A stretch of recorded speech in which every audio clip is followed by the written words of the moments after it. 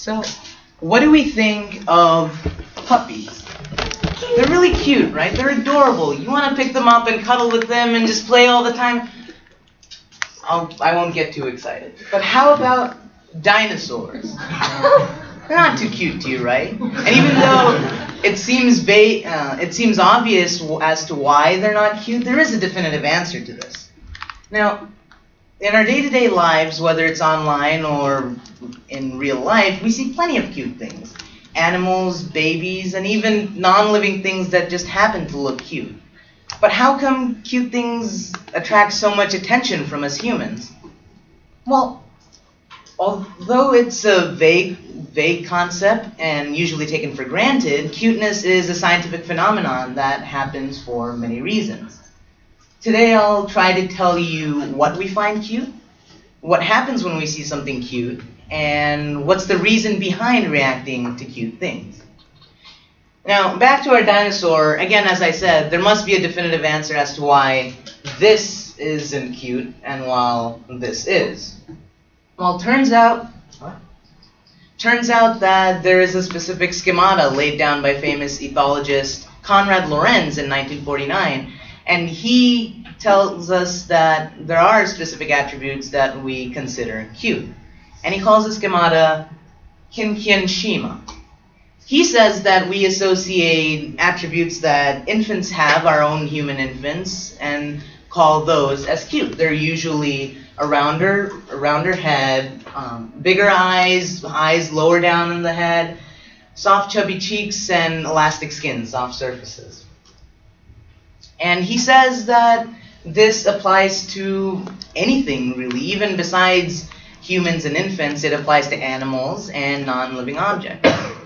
Now, to prove this claim, I guess, scientist Jessica Goll from the University of Bern in Switzerland published a study in March 13 of 2013 seeing whether his claim was true, whether we saw cuteness in other living things or objects. And what they did was they took plenty of pictures of puppies, some manipulated to match Lorenz's scheme of cuteness and some not. And it turns out that the people who saw the cute puppies definitely did have a positive response to it, the same response they would have as looking at just cute human babies.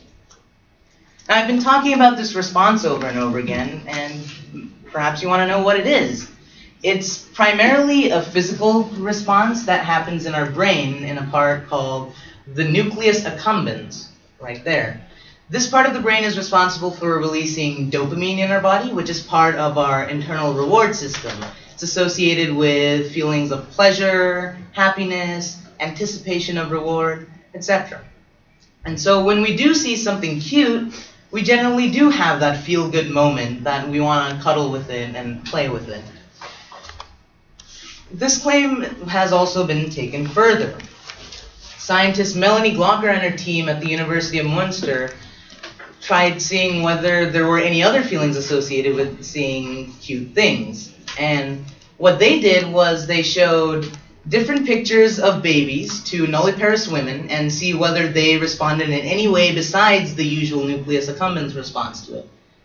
And afterwards, each tester reported a desire to take care of the baby that they saw, to look after it, and they felt protective of it.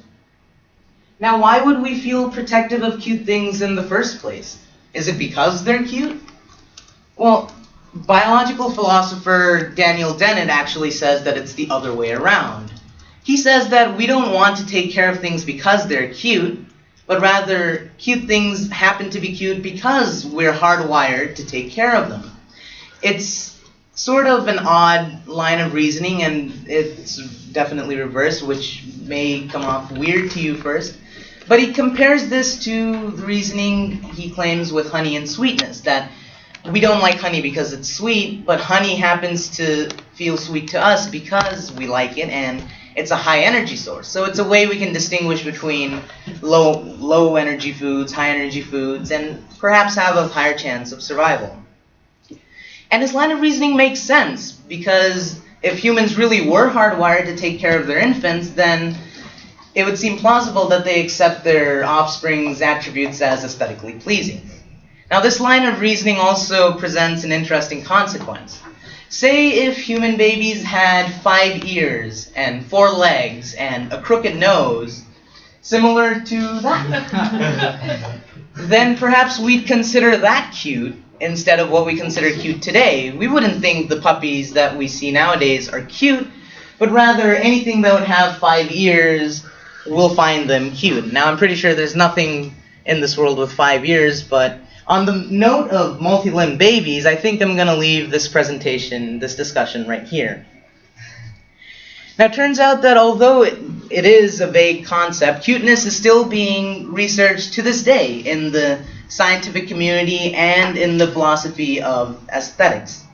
Hopefully, I've been able to answer 3 questions today: the what, the how, and the why of cuteness.